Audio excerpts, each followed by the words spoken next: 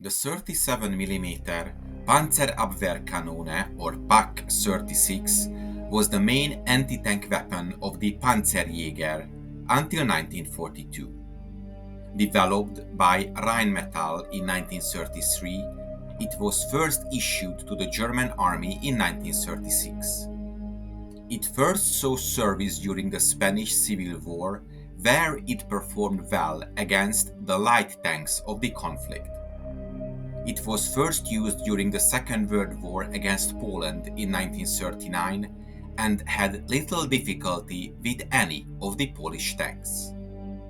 The Battle of France in 1940 revealed some penetration capability issues against heavier French and British tanks, but it was enough to defeat the bulk of the Allied armor during this campaign.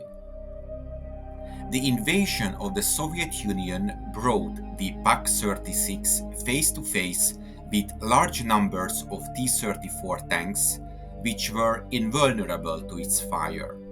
But the 90% of the Soviet tank forces in 1941 consisted of lighter types that lacked sufficient armor, and the PaK-36 knocked out thousands of them.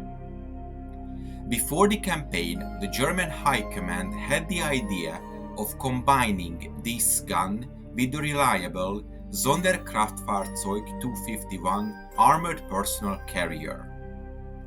The Sonderkraftfahrzeug 251s were the most widely produced German half-tracks of the war, with at least 15,000 vehicles produced by 7 manufacturers. The basic idea was to create a vehicle that could be used to transport a single squad of 10 soldiers to the battlefield, protected from enemy small arms fire. In addition, the standard mounting of a machine gun allowed the vehicle to provide suppressive fire for the squad, both while they are dismounted and in combat. The new vehicle, the Sonderkraftfahrzeug 251/10, was equipped with a 37mm PaK-36 anti-tank gun mount and was issued to platoon leaders as a fire support vehicle within the mechanized infantry units. There were 3 for each armored rifle company.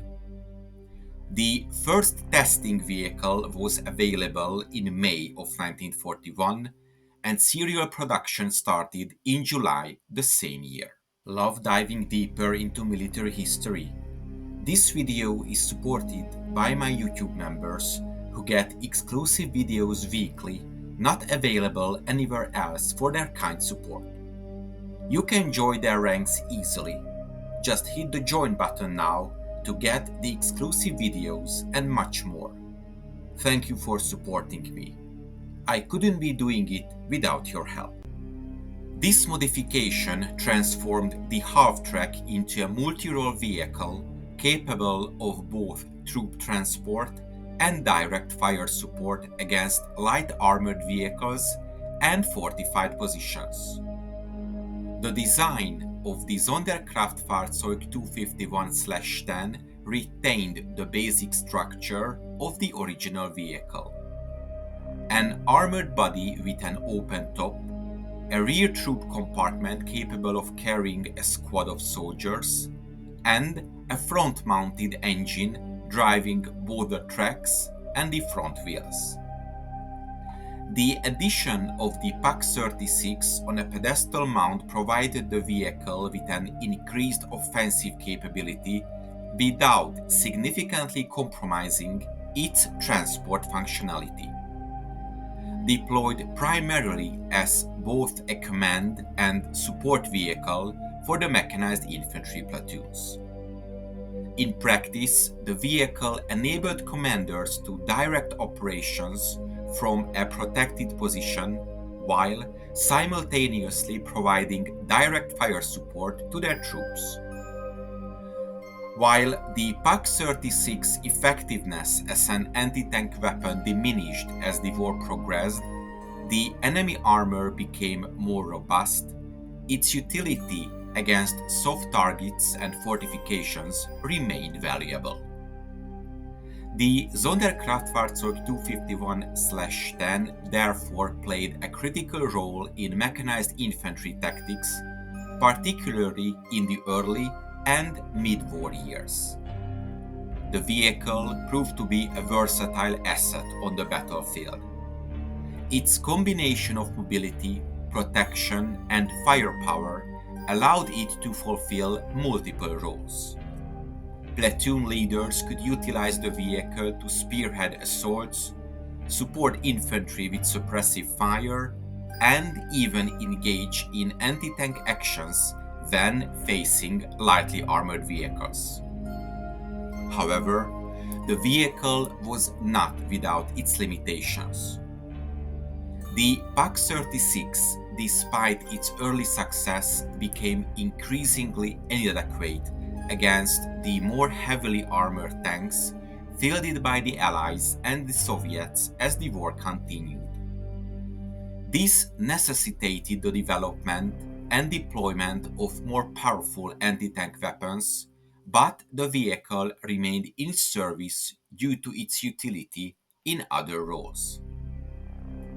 The Sonderkraftfahrzeug 251/10 with its distinctive 37mm Pak-36 mount represents a significant chapter in the evolution of armored warfare.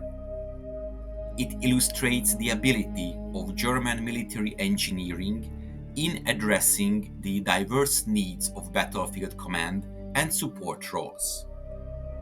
While later overshadowed by more advanced weaponry, the vehicle's contribution to the mechanized infantry doctrine and its impact on combined arms operations underscore its importance. As a fire support vehicle for platoon leaders, it enabled more effective coordination and execution of battlefield strategies, embodying the dual role of protection and aggression that defined Germany's mechanized forces during World War II. I hope you enjoyed this episode.